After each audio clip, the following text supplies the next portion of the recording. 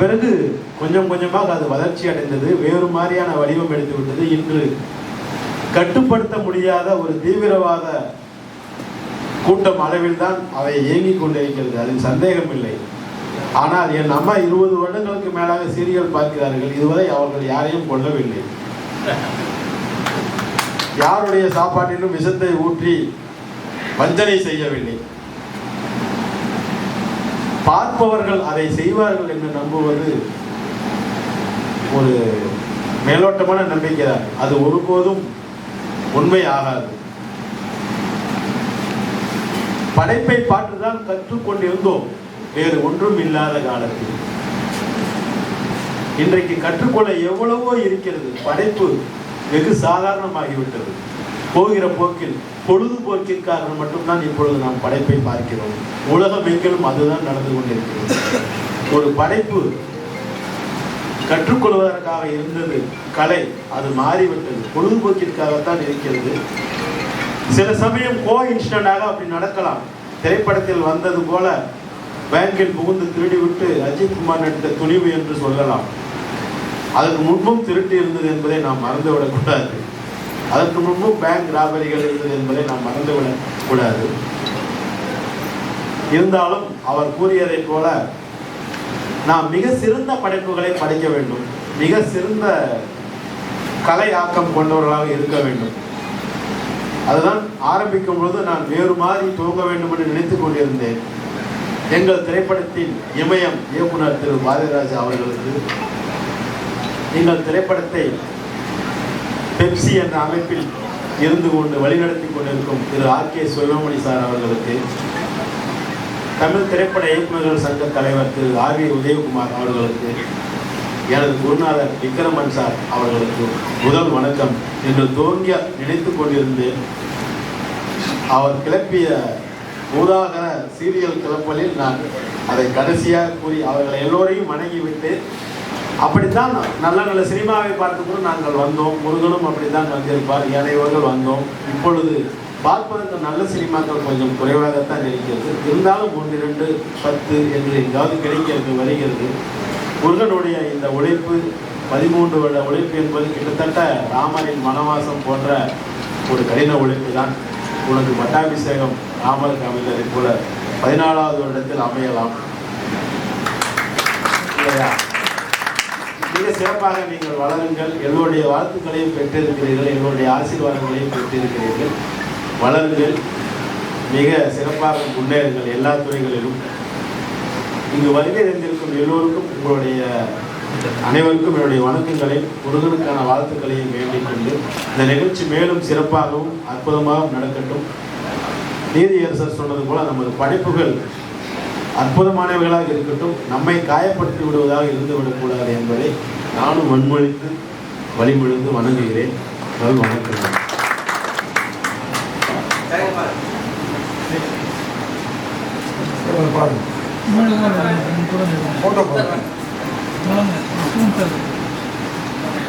நினைக்கிறேன், ஏன்னா அவர் வராமல் இருக்க மாட்டாரு.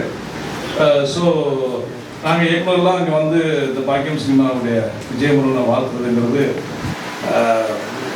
எங்களுக்கு கிடைச்ச ஒரு சந்தோஷமான விஷயம்னு சொல்லுவேன். ஏன்னா அந்த புக்கில் முதல் பக்கத்தில் அவர் போட்டிருந்தது ரொம்ப விஷயம். அவர் பெற்றெடுத்த தாய் பேர் பாக்கியம், அவர் நேசித்தது சினிமா, அந்த ரெண்டையும் நினச்சி பாக்கியம் சினிமாசம் வச்சிருக்கேன்னு போட்டிருந்ததே ஒரு மிகப்பெரிய ஒரு மனதிற்கு ஒரு சந்தோஷத்தை கொடுத்த ஒரு விஷயம் உண்மையிலே. அதே போல் நல்லவே நினை நல்லதே செய் நல்லவே நடக்கும் நலம் தரும் அப்படின்னு அவர் போட்டிருந்த அந்த விஷயமும் ஒரு அந்த பத்திரிகை 13 ஆண்டு காலம் அது தொடர்ந்து வந்துகிட்டு இருக்கிறதுங்கிறதும் 13 ஆண்டுகள் அது வந்து வெற்றிகரமாக நடந்துகிட்டு இருக்கிறதுக்கு அவருடைய அந்த நல்லதே நினை நல்லதே செய் நல்லவே நடக்கும் நலம் தரும்ன்ற அந்த மந்திரம் தான் நான் என்ன பொறுத்த வரைக்கும் சொல்லுவேன். பொதுவாக இன்னைக்கு எல்லாத்துக்குமே தெரியும், பத்திரிகை நடத்துவது ரொம்ப கஷ்டமான விஷயம். அதுவும் இந்த பிரிண்டட் மீடியாங்கிறது இன்னைக்கு வந்து யாரும் படிக்கிறதுலாம் ரொம்ப குறைஞ்சி போச்சு, யாரும் படிக்கவே மாட்டேங்கிறாங்க. எல்லாருமே அந்த செல்ஃபோனில் பார்க்குறதுலேயே போயிடுது. அது மேக்ஸிமம் வந்து இப்போல்லாம் வந்து ஷார்ட்ஸ்லேயே நம்ம கதை சொல்ல வேண்டியிருக்கு. நம்ம இன்னைக்கு அந்த நிலைக்கு ஆளாயிடுச்சு. சினிமா வந்து வெவ்வேறு வடிவங்கள் பெற்ற போது இன்னைக்கு அப்படி போய் அதுதான் ராஜகுமார் சொன்னார், பொழுதுபோக்காக மட்டுமே இன்னைக்கு பண்ணக்கூடிய விஷயம் ஆகி போச்சுன்னாங்க. நீதியரசர் சொன்னது வந்து உண்மையிலேயே ஒரு மிகப்பெரிய ஒரு வரவேற்கத்தக்க விஷயம் தான் நான் சொல்லுவேன். ஏன்னா அப்போ இருந்து இப்போ வரைக்கும் நீங்கள் நல்லா கூர்ந்து பார்த்தீங்கன்னா நல்ல விஷயங்கள்னு சொல்லக்கூடிய சினிமா வந்து பெரும் வரவேற்பை பெற்றிருக்கிறது. அதில் எந்த மாற்று கருத்துமே கிடையாது. அதே போல் நாம் சோர்ந்திருக்கும் நேரத்தில் இப்பவும் நிறைய பேருக்கு தெரியும், ஏதோ ஒரு வகையில் எங்கேருந்தோ புரட்சித் தலைவர்களுடைய பாடல் வரிகள், அது வேற வேற கவிஞர்கள் இருந்தாலும் நம்ம பொறுத்தவரை புரட்சித் தலைவர் பாடல் தான். அது அவ்வளோ நம்பிக்கையும் அவ்வளோ உற்சாகத்தையும் நமக்கு கொடுத்ததுக்கு காரணம் அவர் அந்த சினிமாவில் செய்யணும்னு ஆசைப்பட்டது தான். அதை அவர் செஞ்சுக்கிட்டே இருந்தார். கடைசி படம் மதுரை மீட்டு சுந்தர பாண்டியன் வரைக்கும் அவருடைய படங்களில் பாடல்களில் அந்த தன்னம்பிக்கை வரிகள் இருந்துகிட்டே இருக்கும். அதே மாதிரி இன்றைக்கும் நம்ம சினிமாவில் அதை செய்யணுங்கிறது தான் அவர் சொன்னார். சீரியலில் வந்து அவர் சொன்னது அது வந்து அப்படி தான் ஐயா வந்து பார்க்குறாங்க சீரியலில். அதாவது உண்மை. இப்போ நான் கூட இந்த ஒரு படத்தில் காமெடி வச்சுருந்தேன்.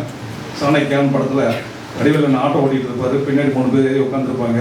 சீக்கிரப்பா சண்டால பாய் அவன் என்ன பண்ணணும்னு தெரியலையா, அவள் மாடியிலிருந்து தள்ளி விட்டான் அப்படின்னோடனே இவர் வண்டி ஓட்டிகிட்டு இருப்பார், எதுவும் மாடியிலிருந்து தள்ளி விட்டானா அப்படிம்பாரு. அப்புறம் என்ன தொடரும்னு போட்டாங்களா அப்படிமா, தொடரும்னு போட்டாங்களா, அவட சண்டாளிகளா, இவ்வளோ சீரியலில் பார்த்து நீங்கள் பேசிட்டு இருந்தீங்களா அப்படிம்பாரு.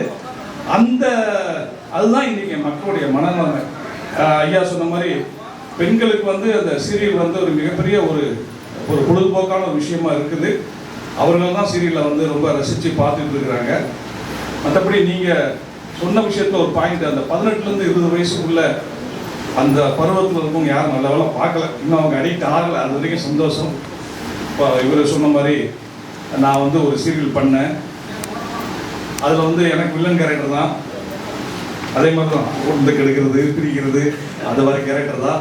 அது நான் வந்து அதுக்கு கேரக்டர் முடிஞ்சு போச்சு எனக்கு. அது நான் கடந்த டிசம்பரோட அந்த சீரியல் என்னுடைய கதாபாத்திரம் முடிஞ்சிச்சு.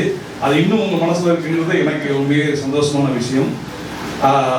ஆனாலும் நம்ம எப்படி ஒரு புத்தகம் வாயிலாக நல்ல விஷயங்களை பரப்ப முடியுமோ அதே மாதிரி சினிமா மூலமாக இன்னும் நல்ல விஷயங்களை பரப்பலாம், அதற்கு வாய்ப்பு இருக்குது அப்படின்னு நீதியரசர் வழிகாட்டியிருக்காரு. அது நிச்சயமாக எங்களது இயக்குநர்கள் எல்லோரும் அதை ஃபாலோ பண்ணுவாங்க. சீரியலையும் பண்ணிக்கிட்டு இருக்கும் இயக்குநர்கள் தான், அவர்களும் அதை கண்டிப்பாக கடைப்பிடிப்பார்கள், இல்லை அட்லீஸ்ட் அதை கருத்திலாவது கொள்வார்கள். இந்த பாக்கியம் சினிமா மென்மேலும் வெற்றி பெற என்னுடைய மனமார்ந்த வாழ்த்துக்களை தெரிவித்து விடைபெறுகிறேன். நன்றி.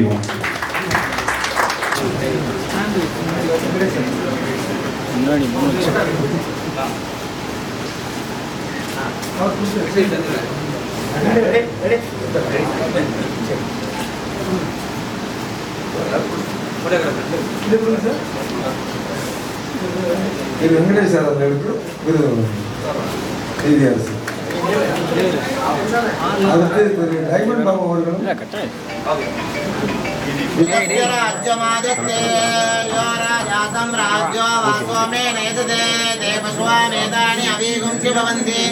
एतावन्तो वै देवानागुं सवाः तयेवास्मै सुवां प्रयच्छन्ति तयेवं पुनः सुवन्ते राज्याय देवसो राजा भवति आवाहिताभ्यो सर्वाभ्यो देवताभ्यो नमः विश्वे देवा देवताभ्यो नमः नानाविधपरिमलपत्रपुष्पाणि समर्पयामि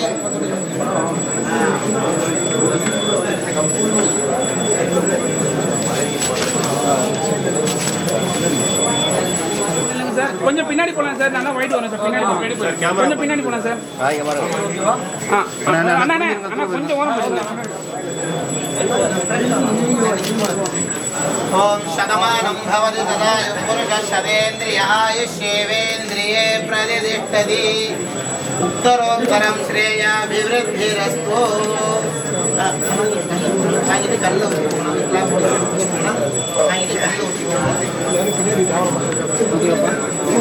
ஓகே சார். Okay sir.